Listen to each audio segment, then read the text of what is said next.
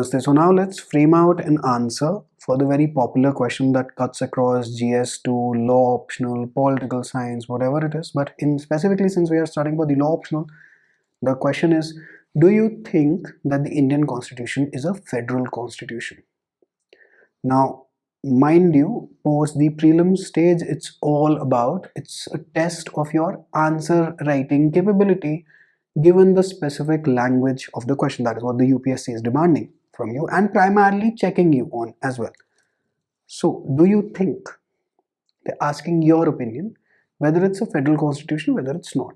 So, such kind of answers, as I've said before, will cut across different domains of this very exam, of other examinations in life as well.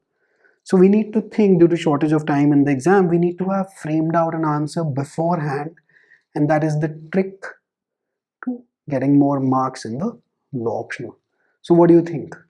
You can pause the lecture and think, but let us discuss, and then you will have to frame out a specific conclusion that based on these arguments, I think the Indian Constitution is federal with unitary features, or whether it's unitary with federal features, or whatever conclusion that you reach, and you'll have to tell the examiner that. And spaces, I think about 10-15 marker जो भी आएगा देख लेते हैं. Usually it's a 10 marker coupled out with a question on article 1, right? Article 1 तो हमने अलग से discuss किया हुआ है course में. So according to traditional classifications by political scientists, constitutions are either unitary or federal. So unitary mein powers are centralized in one government, that is the central government, and provinces are subordinate. In federal, the division of powers is between center and state. So there is one central government and there is one state government, and both are running parallel to each other. कि state government अपने domain के ऊपर देखेगा चीज, like for example here.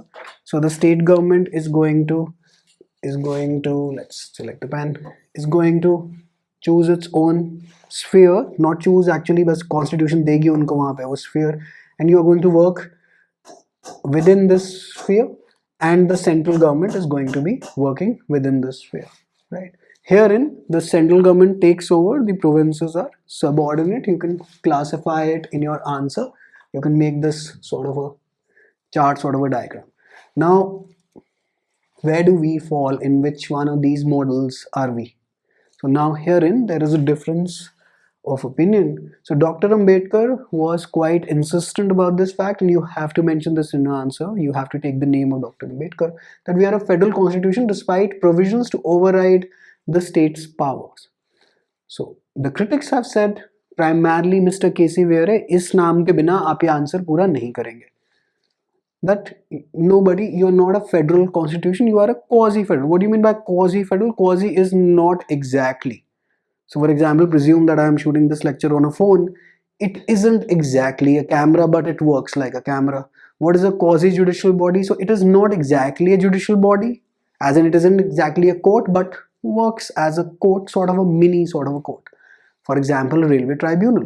अब वहाँ पे आप जाके divorce petition तो नहीं लगा सकते, correct? जब आप वहाँ जाके divorce petition नहीं लगा सकते, but it can hear matters over disputes of, let's say, a rail ticket or anything to do with the railways, but very specific domain, so can act as a court but not fully. NGT, mostly tribunals are quasi-judicial bodies. So quasi का मतलब होता है not exactly. Now, why did K.C. Vere say this? So look at Article 2 and Article 3. Parliament has all the power in the world to change the state's name, to change its boundaries, to alter anything that it wishes to. President will ask the state legislature's opinion on the said change, but even the time period is not specified, and that opinion is not binding on basically the opinion that is tendered by the state legislature कि नहीं हमें नहीं पसंद आ रहा, and the president says ठीक है अच्छी बात है सुन लिया. That is not binding. Pointer number 1.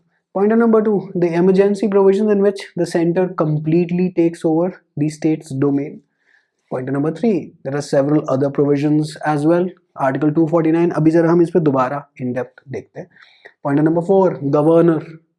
Governor is, there is always the center's man that is pretty much sitting there on the state's head, monitoring the state technically on the center's behalf. So it's almost like a class monitor that is sitting on your head. So therefore, K.C. Vere was like, well, you are quasi, not exactly federal. You can call yourself federal, but not quite. Not exactly. Okay. Now, therefore, to answer, well, we need to define federalism first, right? So you can start out your answer with, to answer this question, we'll first have to define federalism. So what is a federal principle? As Casey Vere was after this federal principle only, that general and regional governments are each within a power, a sphere, coordinate and independent, not subordinate. So the states are not subordinate to center, they are both independent of each other and they have their own spheres of governance. So the American Constitution is globally regarded as an example of a federal constitution. It establishes dual polity form of government at the federal level and at the state level, basically the central level. Now, what are the distinct features of a federal constitution? So distribution of powers. So basics of such distribution, well, on the national importance matters the center takes over, but on local matters the states have their own power to enact laws. Then we go for supremacy of the constitution. So a federal state derives its existence from the constitution. The constitution, well, it is supreme, it has to be written, and both of these features are necessary.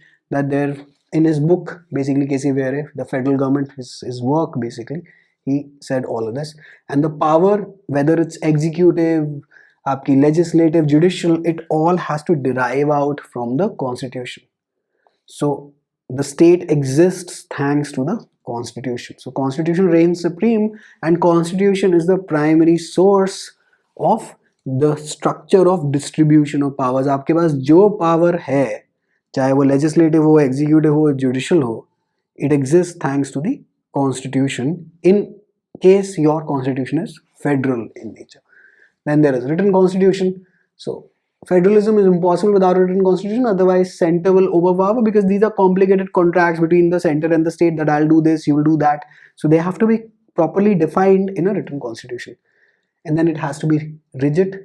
The procedure of amendment has to be complicated and difficult, such as Article 360 and Part 20. Alright, on that note, you can pause the lecture, revise Article 360 at once. नहीं तो amendability of the constitution के lecture में हम already काम कर चुके हैं.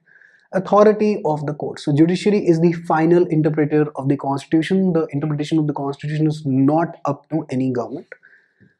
So does the Indian constitution have all of these? Yes, but it has a lot of other features as well. तो ये तो हमने pro side कर दी that we are a federal constitution. Now we go to the critics side. तो ये दोनों argument आपने बताने हैं अपने answer में. So you can start off your answer, let us define federalism, you can go to Casey Vere's work, you can list out these traits, and now you'll have to list out the other side of the coin, because you have to tell the examiner, so do you think that the Indian constitution is federal, but why do you think?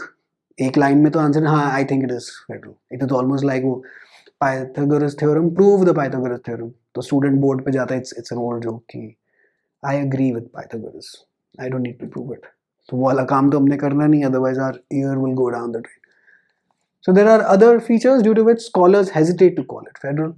They therefore use such terms as quasi-federal. So unitary, some call it as unitary, our constitution as unitary with federal features, some call it as federal with unitary features. So ये आपके जो unitary with federal features Casey Vere साहब थे, and ये हमारे Jennings भैया थे जिनका the landmark work on our constitution. Now in support of this argument, the ये वाले जो quasi federalism का argument के support में, first and foremost is appointment of governors and president has the power to veto state laws, article 200 है ना.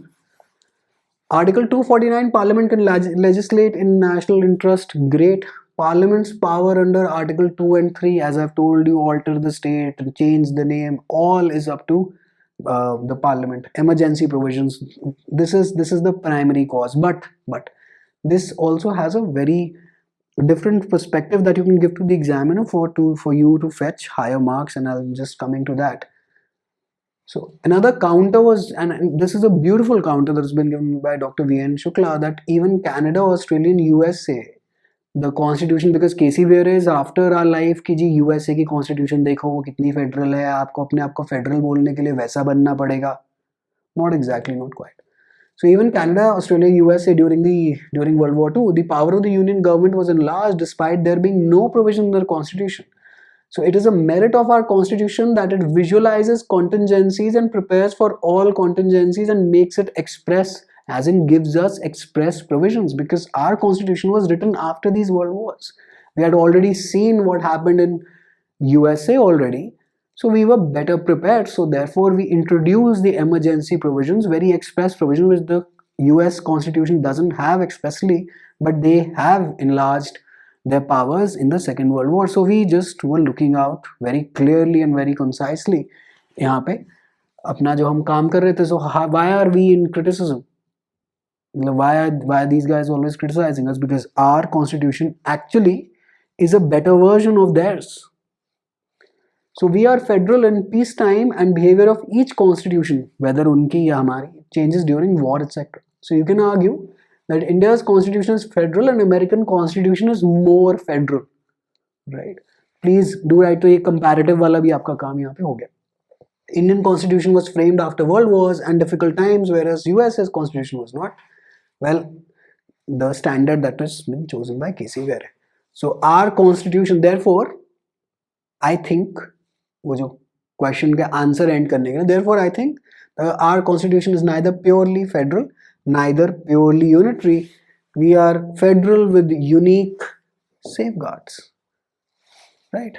And that makes out a beautiful answer. But before our beautiful answer gets over, we have to modify the language a bit, in which you'll have to tell the examiner in conclusion, what do you expressly think? So you can conclude with this answer, that we are federal with unique safeguards. Now this answer, please decide beforehand before you are sitting for your mains.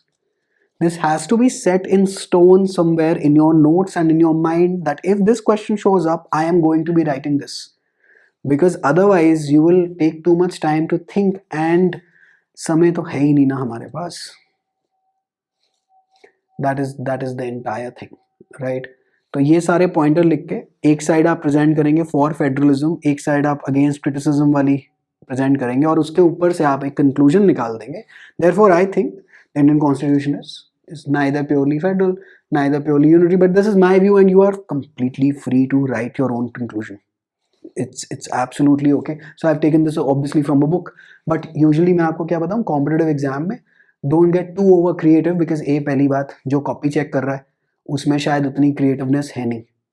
तो हम अपना ज्ञान, अपना जो status है, और अपनी जो power में जो status basically, जो seat basically लेकर उसके बाद बताते रहेंगे.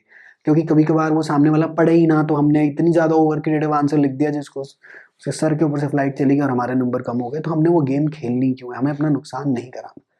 सो we want to focus on a purely win-win situation, both for the examiner, whose life we are making it easier by making points and telling them exactly why we think this, and then we are getting our marks and then moving on with our life, right? Because if you don't get the seat, nobody will ask you कि जी कौन सा बहुत शानदार answer लिखा था. Who cares? We'll focus here. Now let us move on to the other lectures in the constitutional law section of the course. All right, now see you in them. Take care.